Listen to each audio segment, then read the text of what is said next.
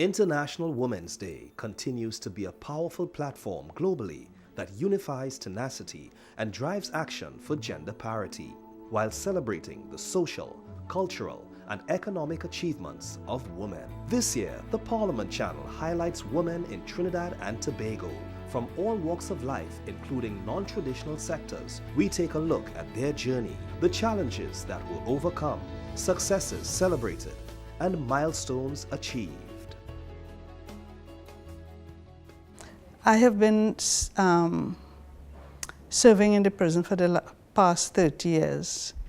One of the commissioner at that time, there was a guy in death row. His name was Balia Bechun, and he was writing to the Raja Yoga Center wanting us to serve, to come and do classes in the prison. But nobody wanted to go to death row. Then I said, okay, I will. He said, I will personally guide you through this. You will be taught how to deal with it, and from there, I will then take you into death row. So which he did. He took me in, and I was trained in women's prison, and then I went into death row. When I did nursing, I absolutely fell in love with the maternity department, and so I decided to pursue midwifery. Also because you know, midwifery is really an autonomous profession where you can take care of normal low-risk women throughout their entire pregnancy, for the birth, and then up to 6 weeks after for the mother and the baby. And it's just such a nice area. We have a commanding officer who is in the Support and Services Battalion. We have a female who is also the Deputy Commanding Officer of the Air Guard. We have a female who is a captain of a ship in the Coast Guard.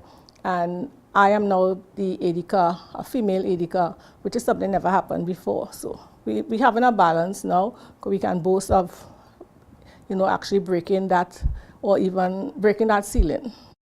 Cricket is a male-dominated sport, you know, but as you can see right now, things are improving. You know, you find that you are more recognized, you are more respected as a woman, because I believe that since we started off to now, we had a huge development process. And I think that is, you know, what we really want. You know, the cricket is headed in the right direction.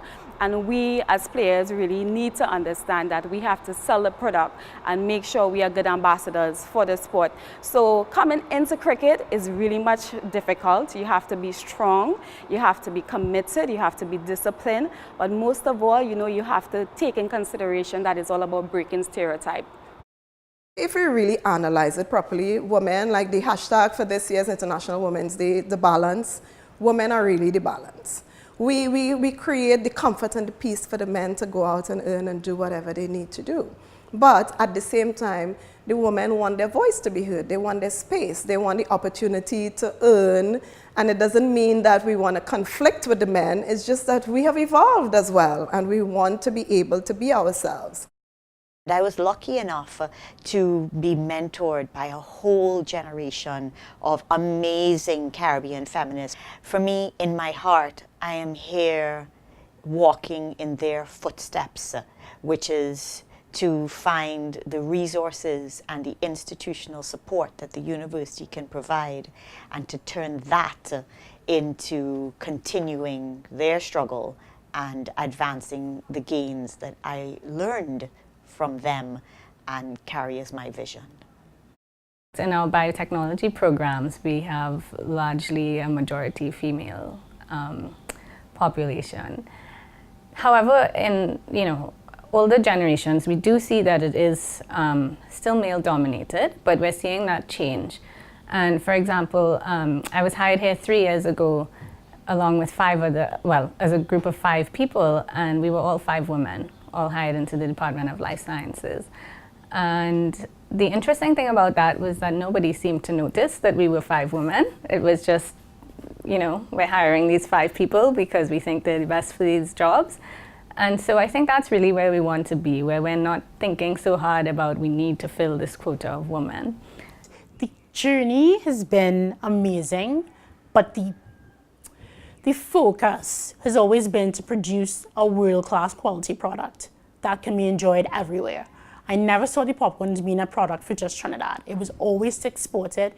It was always to let other people taste a little bit of the Caribbean, taste a little bit of the flavor profiles that we have that are indigenous to us, and find a way to put that in a medium that people will enjoy and that's easily accessible.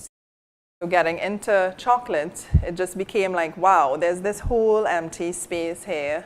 And I didn't even realize when I was getting into it how important it was. It was only probably like within the first 2 years, I said, oh my God, you know, what I'm doing here is really important. So that's why I forced myself to stick with it, even though many, many tears, gnashing of teeth, and pelting chocolate all over the place in my mother's kitchen. I just said, you know what, I need to do this. I have to stick with it. Women need to be more established in the cooking world, because cooking is a passion. Of course, cooking is a passion. And seeing that we have more dominated males in the cooking field, I think that women should step up a little bit and get into the cooking field, because it's such a lovely field to get into. Everybody is not going to go after the professions that we talked about. People go off the beaten track. I was one of them. And I would say with the current education system, we have to look and provide opportunities for young people on all gender levels that want to explore something that is not the traditional way, particularly things with your hands. We need that. We need a good plumber. You need a good mechanic. You need somebody that is skilled, that can cook. We all have to eat. So there's just as much emphasis on the doctor and the lawyer and the accountant. We need to think about children that are gifted in other ways as well. Look, I had a goal. I said, if it's like 5 years, if it takes me 5 years to learn, after this 5 years, I will be the boss. And I could set my time. And I could, you know, I will be making the money.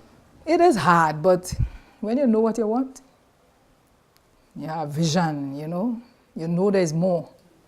No matter what, you'll know is more, and you could make it. You just got to try. You're going to have a lot of obstacles along the way, but you just got to push forward, because you know where you want and you know where you're going. And every work I do, I love how it looks, you know, because I always try to do my best, right? Every work I do, you know, I just get better and better, and, you know, every time it looks better. Sometimes men watch you funny, but you just have to be strong and do what you do at your best. I spend a lot of time with young people. That's the journey God took me under, and that's what I followed. That's probably, again, to understand that I am just doing what I do by the grace of God alone. I don't acknowledge He's given me ability. It's up to me to use that ability to the best that I could, and to help others and to give Him the glory, if that is the case.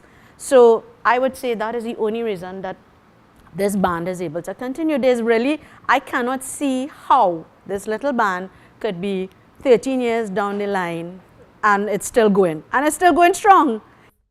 Believe in yourself. Accept, okay, I have a disability, yes. But how do I move forward? Dream big. Because I always wanted to be a fashion designer. That was my dream for very small. And it came to me and I took the challenge. It was hard, but I overcame that, good support. I would say really scope out things. Don't let accessibility be a barrier. Because sometimes we want to go somewhere where we say transport, how to get there. Is the building accessible? Go, make it, and change the environment. And that would be our message to young girls.